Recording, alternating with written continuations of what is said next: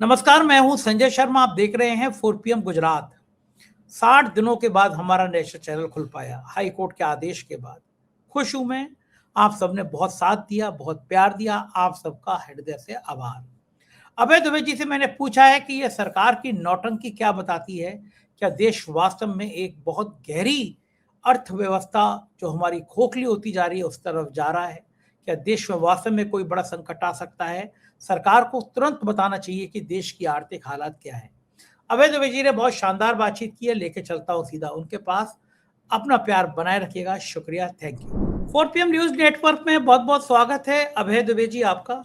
ठीक 60 दिन बाद, यानी 2 महीने बाद भारत के लोग अब आपको सुन सकते हैं। आज से 2 महीने पहले 12 तारीख को हमारे चैनल पर प्रतिबंध लगाया गया था और कहा गया था हम राष्ट्रीय सुरक्षा के लिए बहुत बड़ा खतरा है। दाऊद इब्राहिम के भाई हैं हम। कुछ लोग तो कमेंट में लिखने लगे, यार तुम्हारी शक्ल मिलती भी है, वैसे चश्मा लगा लेते हो ऐसा वाला ब्राउन वाला, तो लगते भी हो दाऊद इब्राहिम। मैंने कहा यही बचा है जिंदगी में कि दाऊद इब्राहिम बना दो मुझे। माननीय हाई कोर्ट ने आदेश दिया और अब से 1 घंटे पहले 4 PM का नेशनल चैनल खोल दिया गया 60 दिन बाद।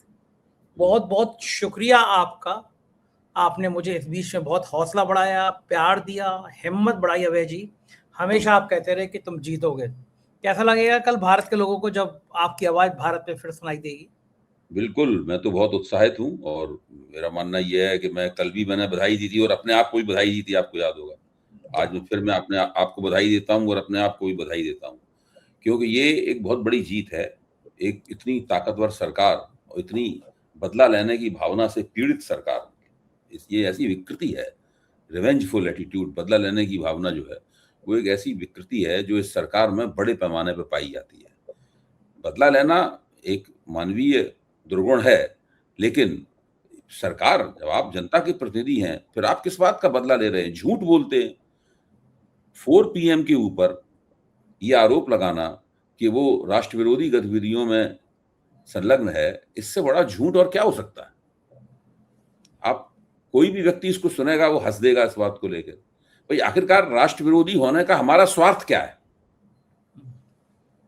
मैं तो बार बार कहता हूं कि हम लोग, क्या सरकार का विरोध करना राष्ट्र का विरोध करना है?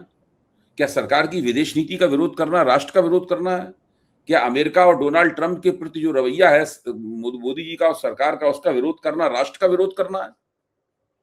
क्या अर्थव्यवस्था का जिस तरीके से उन्होंने संचालन किया है और आज पूरे देश की अर्थव्यवस्था को तबाही के कगार पर लाकर खड़ा कर दिया है, इसकी आलोचना करना क्या राष्ट्र का विरोध करना है? अब तो कल से ये कहना शुरू कर देंगे कि भाई कि आप देश में विदेशी मुद्रा भंडार नीचे गिर रहा है, ये आप नहीं कह सकते, ये आप कहेंगे तो आप देश को बदनाम कर रहे हैं, आप राष्ट्र विरोधी हैं। इस प्रकार की बात भी करने लगेंगे तो कोई इसकी सीमा है कोई क्या? फिर तो आप अपने राष्ट्रीय स्वयंसेवक संघ के लठैतों से कहिए कि वो आए और वो राष्ट्रपति भवन और पूरे सब सरकार के ऊपर कब्जा कर लें और नरेंद्र मोदी को उसका तानाशाह घोषित कर दें। यही कमी रह गई है और क्या? दंड क्रमिकाएं करते हुए, काली टोपी लगाए हुए राष्ट्रीय स्वयंसेवक संघ के लोग आए और सनातन सनातन कहते हुए सबके ऊपर कब्जा कर लें। आपको शब्द बड़े याद रहते हैं, दंड कर्मिकाएं। यही शाखाओं में होता है ना। आपको ये शब्द किसी ने सुना नहीं होगा, मेरे 99% दर्शकों ने सुना नहीं होगा। मैंने तो किताब लिखी है पूरी इसके ऊपर। अच्छा, क्या है इस किताब में? किताब है हिंदू एकता बनाम ज्ञान की राजनीति। उसमें पूरा अध्याय है बदलता हुआ संघ परिवार। अच्छा, ओके।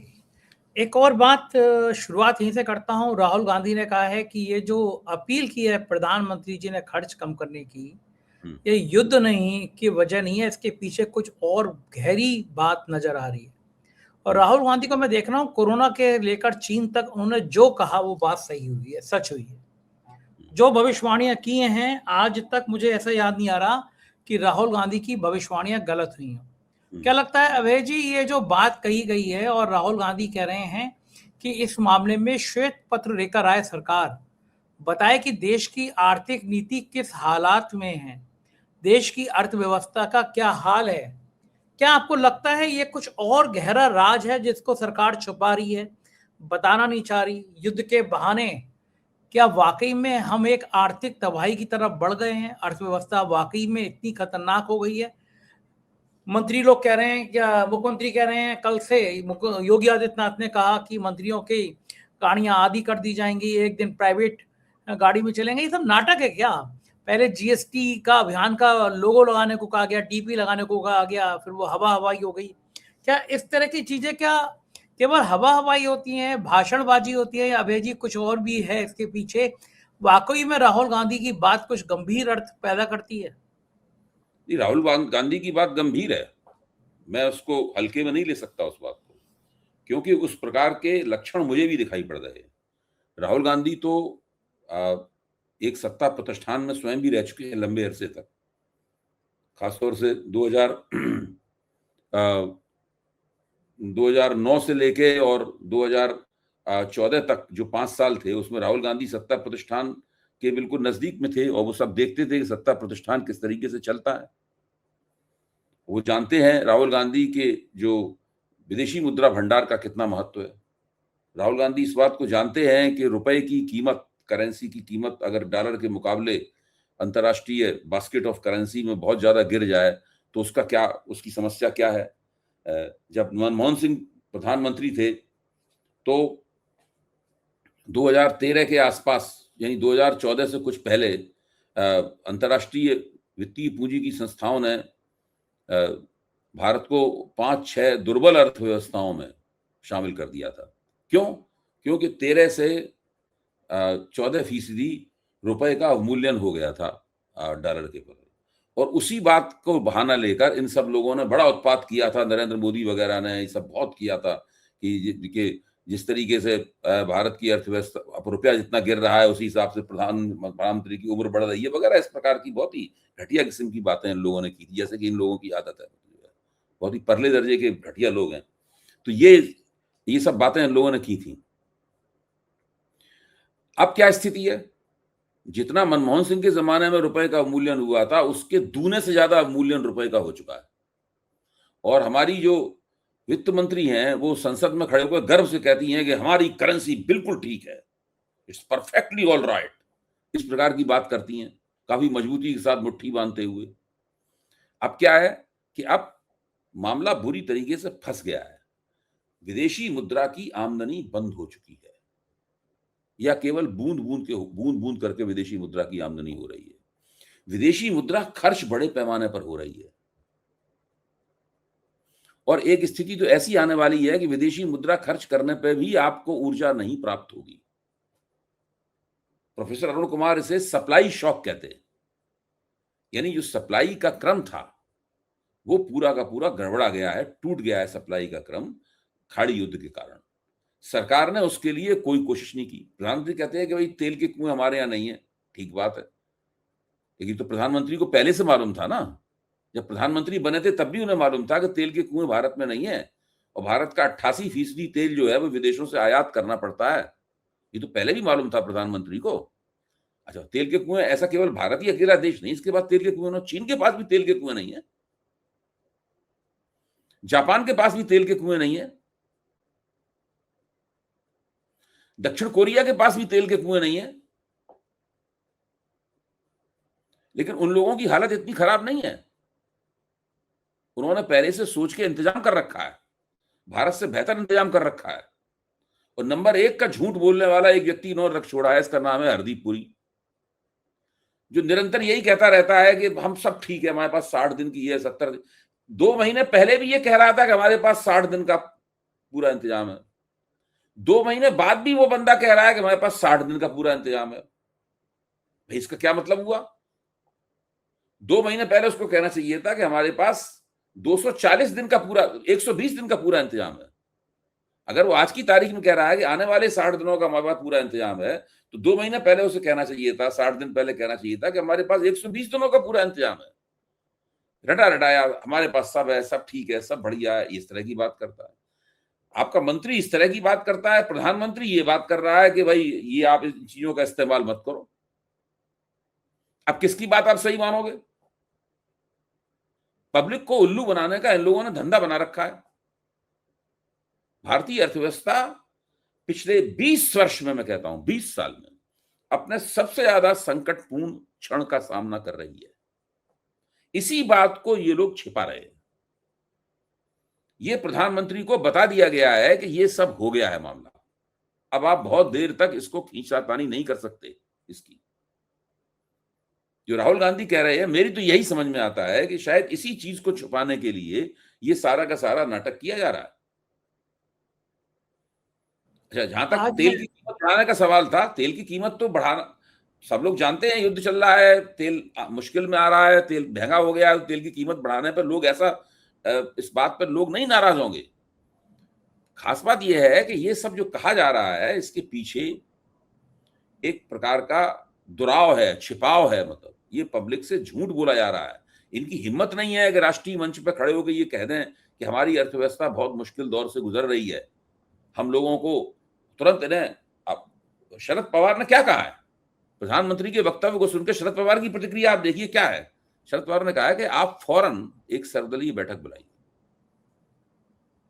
और उसमें लोगों को बताइए कि क्या क्या क्या की समस्या क्या है। तो प्रधानमंत्री तो विष्णु भगवान के अवतार हैं, वो सर्वदलीय बैठक बुलाएंगे और उसमें राजनाथ सिंह को और सीतारमण को भेज देंगे बात करने के लिए, खुद नहीं आएंगे सर्वदलीय बैठक में। 2 सर्वदलीय बैठकें हो चुकी हैं ऑपरेशन सिंदूर के बाद से अब तक। जो पहलगाम की घटना हुई थी उसके बाद से दोनों में किसी में प्रधानमंत्री नहीं गए। क्यों नहीं जाते हैं वो, क्या शर्म है? नहीं, वो सबसे ऊपर है ना, वो सबसे ऊपर है।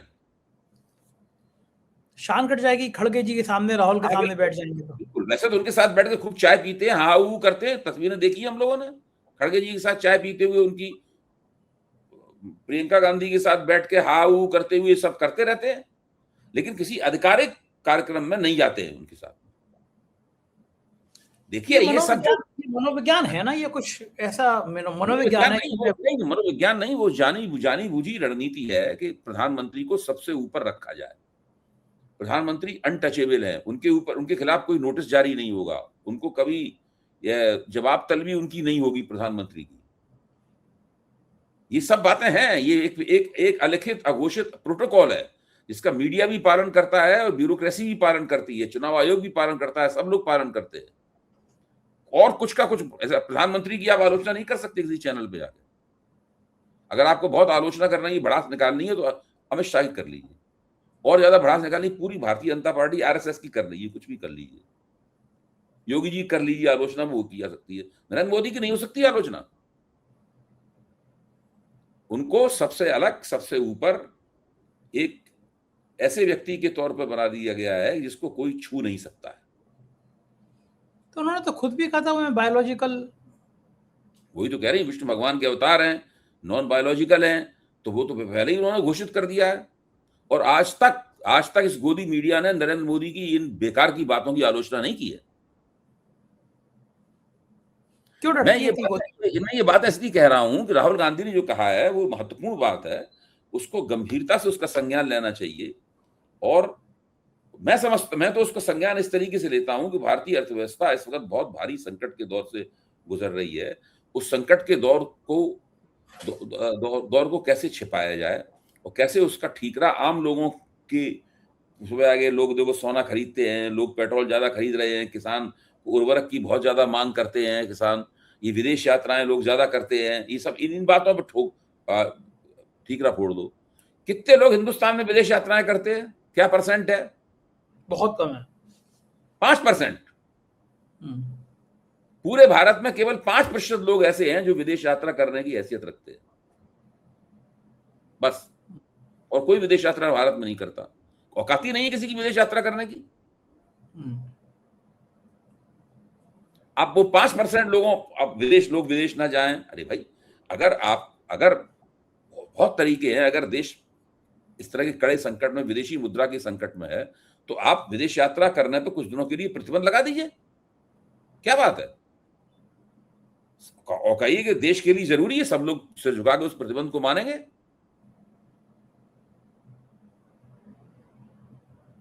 आप रिलायंस वाले और वो नायरा वाली जो कंपनियां हैं, वो बहुत भारत का बहुत सारा तेल एक्सपोर्ट कर रही हैं, बहुत बड़े पैमाने पर मुनाफा कमा रही हैं।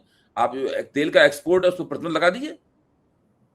भाई अभी आपने जितना करना था कर लिया, अब 1 साल तक कोई तेल का, जब तक परिस्थिति ठीक ना हो जाए, अब तेल का कोई एक्सपोर्ट नहीं किया जाएगा। देखो, उनको लगातार बड़े से बड़ा मुनाफा कमाने की छूट दे रखी है, बहुत बड़े पैमाने पे मुनाफा कमा रहे हैं वो तेल का एक्सपोर्ट करके। देश में तेल बाकी की लोग कमी है, लोगों से कह रहे हैं कि आप तेल खर्च मत कीजिए, वो तेल का एक्सपोर्ट कर रहे हैं, क्यों नहीं आप उसके ऊपर प्रतिबंध लगाते? अंबानी है वो। अब आप नहीं, हम दूसरी कंपनी भी है नायरा जो अंबानी की नहीं है। मैं कहना ये चाहता हूं कि ये सब जो सबसे पहला काम तो इन्हें करना चाहिए था कि कुछ ऐसा दिखाना चाहिए था देश की जनता को ताकि सब लोगों को प्रेरणा प्राप्त हो। खुद अभी विदेश जाएंगे, किसी ने कहा नहीं कि वो जो असम में हेमंत विश्व शर्मा का जो शपथ ग्रहण समारोह हुआ उसमें करोड़ों रुपए खर्च हुए। क्यों करोड़ों रुपए खर्च हुए? सारे देश से भाजपा के मुख्यमंत्री थे, हवाई जहाजों में बैठकर वहां चार्टर्ड फ्लाइट्स में वहां गुवाहाटी पहुंचे, बड़े पैमाने पर एक बड़ा जश्न उन्होंने मनाया। अरे भाई, अगर आपको सारे देश से आप मना कर रहे हैं कि ये कीजिए, तो आप वहां पर नमूना पेश कर सकते थे। छोटा सा समारोह होता है जिसमें नरेंद्र मोदी होते, अमित शाह होते, जिनको शपथ लेनी है वो होते, और राज्यपाल होते, और शपथ हो जाती। तो क्या उससे क्या इनका घिस जाता?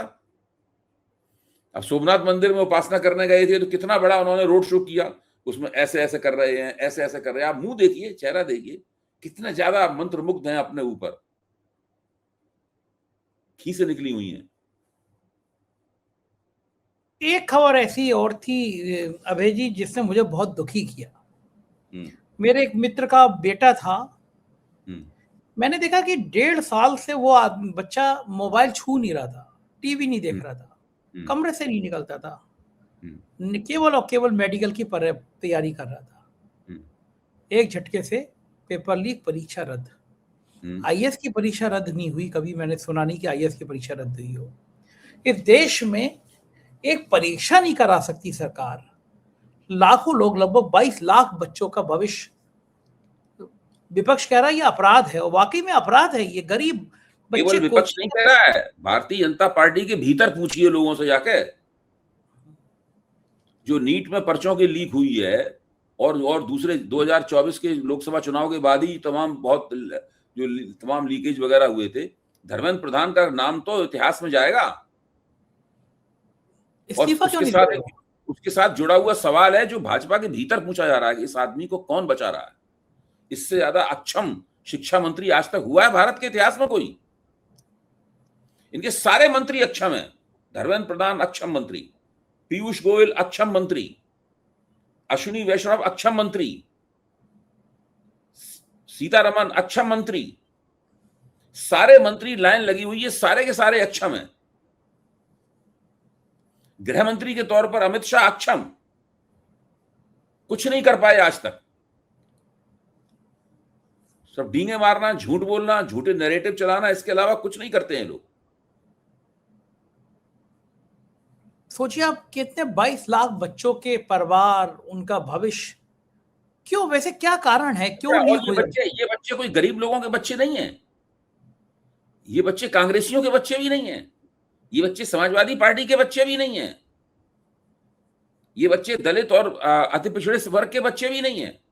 दलित और अति पिछड़े वर्ग के बच्चों में कुछ एक गिने चुने उंगलियों में, बाकी सब लोग पढ़े लिखे, ऊंची जात के, समृद्ध परिवारों के, खुशहाल परिवारों के बच्चे हैं। वो इन इम्तिहानों में, डॉक्टरी की परीक्षा में बैठते हैं, इंजीनियरिंग की परीक्षा में बैठते हैं, एमबीए करने जाते हैं। सब ये काम तो वही लोग करते हैं ना। इनकी महत्वाकांक्षाएं भी वो होती हैं, और ठीक बात भी है, कोई गलत बात भी नहीं है, मैं इसका स्वागत करता हूं।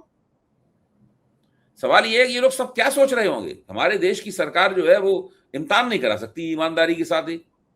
बताइए कितना बड़ा फर्जी, संजय जी, कितना बड़ा फर्जीवाड़ा चल रहा है, कितने बड़े पैमाने पर रुपए का आदान प्रदान हो रहा होगा इसके अंदर, अरबों रुपए, कितना बड़ा भ्रष्टाचार चल रहा है।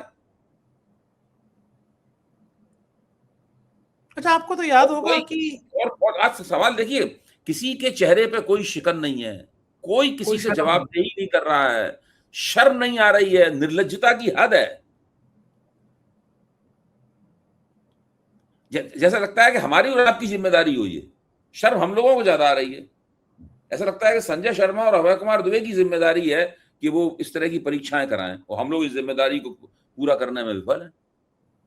धर्मेंद्र प्रधान की जिम्मेदारी नहीं है, और धर्मेंद्र प्रधान से जवाब तलब करने की जिम्मेदारी नरेंद्र मोदी की नहीं है। आपको याद होगा व्यापम घोटाला, सच ही सामने नहीं आया, ना जाने कितने गवाह मार दिए गए, मर गए। देखिए ये जो पर्चे लीक होने वाला, परीक्षा उच्च स्तरीय परीक्षाओं में पर्चे लीक होने वाला जो घोटाला है, ये सारे घोटालों का बाप है। इससे हम लोगों की जो नई पीढ़ी है, नई पीढ़ी के सबसे ज्यादा प्रतिभाशाली बच्चे जो हैं, वो इससे विपरीत प्रभावित हो रहे हैं। बहुत बुरी स्थिति है इसमें। भारतीय शिक्षा का कलंक है ये देश कभी आगे नहीं बढ़ सकता इस तरह की सरकार और इस तरह के शिक्षा मंत्री के नेतृत्व में। तो ये बात प्रधानमंत्री को समझ में नहीं आ रही कि शिक्षा मंत्री अब ये जो नेशनल टेस्टिंग एजेंसी है, एनटीए है, राहुल गांधी ने एक और ट्वीट किया, एक और पोस्ट की। उन्होंने कहा कि मैं कहता हूं गूगल पे देखो कि जब नीट के पर्चे लीक हो रहे थे तो एनटीए का डायरेक्टर जनरल डीजी कौन था और उस अफसर को सरकार ने इस वक्त कहां बैठा रखा है। एक सीएम का प्रिंसिपल चीफ सेक्रेटरी, हाँ, एक सरकार का। कौन दिया? आप ये राहुल गांधी ने किया है? सब मलाई खाते हैं, बच्चों से किसी को मलाई खा रहे हैं। पूरी की पूरी सरकार नंबर 1 की भ्रष्ट है, इसकी कोई सीमा नहीं है। उसका सबसे बड़ा प्रमाण ये है, अब वो कहेंगे अभी हमारी सरकार भ्रष्ट नहीं है। अरे आपकी सरकार भ्रष्ट नहीं है तो आपकी सरकार में पर्चे क्यों लीक हो रहे हैं? क्या ये पर्चे ईमानदारी से लीक हो रहे हैं? भ्रष्टाचार के जरिए लीक नहीं हो रहे। और ये अकेला नीट का नहीं है, उत्तर प्रदेश में भी मैं देख रहा हूँ, मध्य प्रदेश में भी देख रहा हूँ, राजस्थान में भी। मैं तो मानता हूं कि जो भारतीय जनता पार्टी के प्रवक्ता इस पर्चा लीक का विरोध नहीं कर रहे हैं उसके ऊपर, वो भी नैतिक रूप से भ्रष्ट हैं, भले उन्होंने निजी तौर पर पैसा लिया हो या न लिया हो। वो भारत की इस नई पीढ़ी, शिक्षित और उच्च वर्गीय जो नई पीढ़ी है, उसके समक्ष अपराधी की तरह खड़े हुए। अच्छा, संघ वैसे तो बड़ी वो नौजवानों की और शिक्षा की बात करता है, अब संघ के मुंह से आवाज नहीं निकल रही। प्रोफेसर चुपचाप, वो तो इसी तरह के हैं वो लोग। उनकी विचारधारा में गोटी लाल होनी चाहिए। सारा हिंदुस्तान जो है कूड़े में चला जाए, नाली में चला जाए, उन पे कोई असर नहीं पड़ता। अब बस वो ये है कि प्रधानमंत्री वो वहां बैठ के हिंदू का कीर्तन करते रहेंगे, कुछ नहीं करेंगे। हाँ, वो कहेंगे कि क्या करोगे डॉक्टर बन के, चलो कावड़ यात्रा लेके चलो, कहीं किसी के घर में हरा झंडा उतार के लाओ। बहुत मैं आपको बताऊं, इन सब लोगों ने मिलकर ऐसा मुल्क बना दिया है। एक तो मूर्खों का बिल्कुल साम्राज्य स्थापित कर दिया है। उनके सामने कोई भी तथ्य रखते रहो, कोई भी तर्क स्थापित करते रहो, वो हमेशा हैं करते रहेंगे, अरे नहीं ऐसा नहीं वैसा है, और तुरंत कहने लगे वो कांग्रेस ने ऐसा किया था, वो जवाहरलाल नेहरू ने ऐसा किया था, वो राहुल गांधी ने ऐसा किया था, वो सब निकालते रहेंगे। अब इंदिरा गांधी ने 1967 में एक अपील की थी कि लोग पेट्रोल डीजल कम इस्तेमाल करें। तय जब हिंदुस्तान को आजाद हुए 20 साल हुए थे केवल। बीजेपी का जो प्रचार तंत्र है, इंदिरा गांधी का हिंदू में छपा हुआ वो वक्तव्य घुमा रहा है इस वक्त, ताकि नरेंद्र मोदी की अपील को जो है ना, वो कैसा कह कि नरेंद्र मोदी, इंदिरा गांधी ने अपील की थी, हमने अपील। सोचिए 1967 अपील की थी, उसको लिए घूम रहे हैं लोग। इस तरह के लोग आपने देखे कभी? मतलब मुंह छुपाने के लिए भी सहारा इंदिरा गांधी का ही लिया गया। आपने सोचा था कभी कि इस तरह के लोग हिंदुस्तान में हुकूमत करेंगे? सही बात है।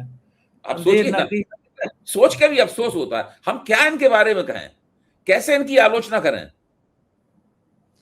अंधेर नगरी चौपट, वो कहावत है ना, अंधेर नगरी चौपट राजा, टका सिर भाजी टका सिर खाजा। बहुत ये जो भारतेंद्र हरिश्चंद्र का ये कथन, ये भी कथन अपर्याप्त हो गया। मैं आपको बताऊं, इनके लिए तो कोई नई भाषा खोजनी पड़ेगी कि भाई इनकी आलोचना कैसे की जाए। आलोचना करने का मतलब है उनको कोई असर हो? असर ही नहीं, कुछ नहीं, करते रहिए आप। बिल्कुल ठीक बात है। बहुत बहुत शुक्रिया अभय जी, इतनी बातचीत की। Thank you sir. ये थे अभय दुबे जी और पूरी समीक्षा उन्होंने की। वास्तव में एक ऐसी सरकार है, इसको ना नौजवानों की चिंता, ना किसानों की चिंता, ना मध्यम वर्गीय परिवारों की चिंता। केवल चिंता है इस बात की है कि चुनाव के समय में 4PM को बंद कर दिया जाए। आप सबके आशीर्वाद से 60 दिन के बाद 4PM का नेशनल चैनल खुला है। सोचिए आप, कितना डर है। हाई कोर्ट के आदेश के बाद 60 दिन बाद चैनल खुला है। मेरे को पता है कि ये बहुत कठिन दौर था, आप साथ ना होते तो मैं हिम्मत छोड़ देता, लेकिन आपका बहुत साथ रहा, बहुत प्यार रहा, और मैं चाहता हूं ये प्यार हमेशा बना रहे। अपने सभी मित्रों से कहिएगा 4PM के नेशनल चैनल को लगातार पुश करें, एक दूसरे को वीडियो भेजें, जिससे ये चैनल फिर से पहले की तरह गति पाए।